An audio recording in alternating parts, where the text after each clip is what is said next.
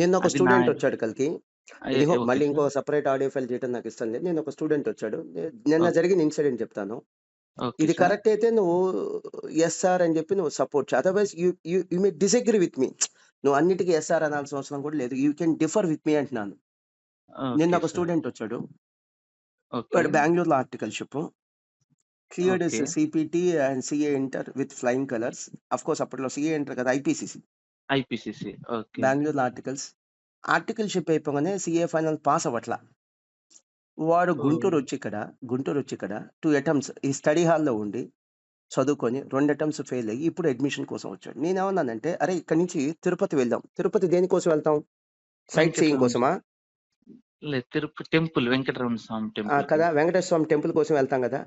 ఇక్కడి నుంచి అవునవును. బండేసుకొని వెళ్ళి తిరుపతి వెళ్ళి టెంపుల్‌కి టెంపుల్‌కి Tirumala టెంపుల్‌కెళ్ళకుండా కిందేదో కిందేదో Venkateswara Swami temple local temple ఒకటుంది. అది చూసొస్తామా?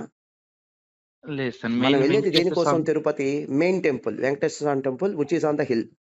తిరుమల పైన. తిరుమలలో దానికోసం ఆ! కదా ఎళ్ళేది. Yes sir. తిరుపతి అవును వెళ్ళి సార్. అక్కడ లోకల్‌గా ఉన్న వెంకటేశ్వర స్వామి టెంపుల్‌కెళ్ళొస్తామా? చిన్న టెంపుల్ ఏదో ఉంది. Small temple local no sir. అంత దూరం వెళ్ళామంటే ఆ తిరుమల వెంకటేశ్వర స్వామి పైన హిల్ కదా! పైన ఉన్న టెంపుల్‌కే ఈడు చూసేయాలి. బెంగుళూరు నుంచి గుంటూరొచ్చింది ఈ స్టడీ హాల్ కోసమా? బెంగుళూరులో లేవా ఏంటి స్టడీ హాల్స్? ఆహా! బెంగుళూరులో లేవా స్టడీ హాల్స్?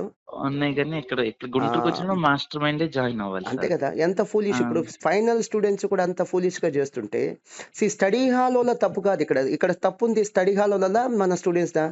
స్టూడెంట్స్ వాళ్ళదే స్టూడెంట్సే సార్. తప్పు. వాళ్ళేం తప్పుంది స్టడీ హాల్స్ వోళ్ళది. ఇప్పుడు స్టడీ హాల్‌లో కూర్చొని చదువుకోవచ్చు. ఇంట్లో కూడా కూర్చొని చదువుకోవచ్చుగా. దానికోసం స్టడీ హాల్ గుంటూరు దాకా రావాలా ఇక్కడ పేయింగ్ గెస్ట్‌గా ప్రైవేట్ హాస్టల్స్‌లో లేదా పేయింగ్ గెస్ట్ అపార్ట్మెంట్స్‌లో ఉండి ఇంత ఇబ్బంది పడాలా? నో. స్టడీ నో హాల్‌లో కూర్చొని సార్. ఏం చేస్తారు? సెల్ఫ్ స్టడీ అంతే కదా! యెస్ మీ సార్. ఇంట్లో ఉంటే మీ అమ్మా, నాన్న దగ్గరుండి సెల్ఫ్ స్టడీ సాధ్యం కాదా? మీకు రూమ్ హౌ ఇచ్చేస్తారు ఇంట్లో. యెస్ హ్యాపీగా అమ్మ సార్. మీ హెల్త్ కూడా చూసుకుంటది. Home made food. Yes sir. Health issues ఏమైనా వచ్చినా సపోర్ట్ చేస్తారు. ఇక్కడ స్టడీ హాల్‌లో కూర్చొని చదువుకునే బదులు మీ ఇంట్లో చదువుకోవచ్చుగా అంటున్నాను. అవునవును. అంటే గుంట్ గుంటూరుకొచ్చావంటే కంపల్సరీ అంటే రివిజన్ ఎగ్జామ్ జాయిన్ అవ్వాలి. అంటే కదా! మనకి స్టడీ హాల్ కోసం తిరుపతి బెంగుళూరు ఎళ్ళినప్పుడు నుంచి ఎలాగా రావాలా అంటున్నాను. అవునవును. ఈడు వచ్చేసరికి నాకు ఎగ్జాక్ట్‌లీ గుర్తులేదు. ప్రాబబులీ వీడు శ్రీకాకుళం.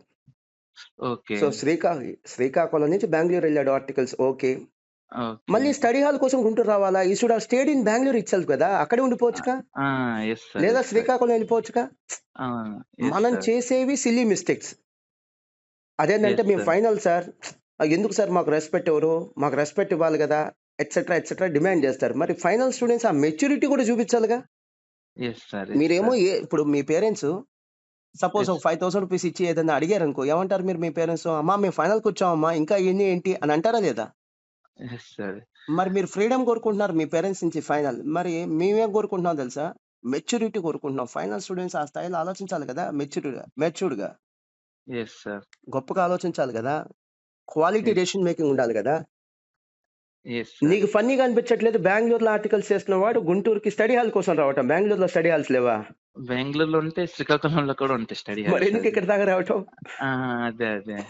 పోయింది. ఆడికి 2 సార్లు పోయింది అనవసరంగా. ఇప్పుడు ఓకే. రిపెంట్ అయ్యి వాడు జాయిన్ అవుతే ఏమైనా ఉపయోగం ఉందా? మళ్ళా బ్యాక్ చేసుకోలేం 1 ఇప్పుడు ఇయర్ నీకు అలాగనే రిలయన్స్‌లో జాబ్ వచ్చిందన్నావు కదా! ఇప్పుడు ఆఫ్‌లైన్‌లో రిలయన్స్‌లో 10,00,000 వచ్చింది జాబ్. నీ సీటీసీ. 9 9 లాక్స్ లాక్స్. నీ సీటీసీ. ఓకేనా? యెస్ నువ్వు సార్. 30 ఇయర్స్ జాబ్ చేస్తే 30 యెస్ ఇయర్స్ సార్. జాబ్ చేస్తే అట్‌లీస్ట్ యెస్ నీ సార్. రిటైర్మెంట్ అప్పుడు లాస్ట్ సాలరీ ఒక 40, 50 లాక్స్ అన్నా అయిద్దా లేదా?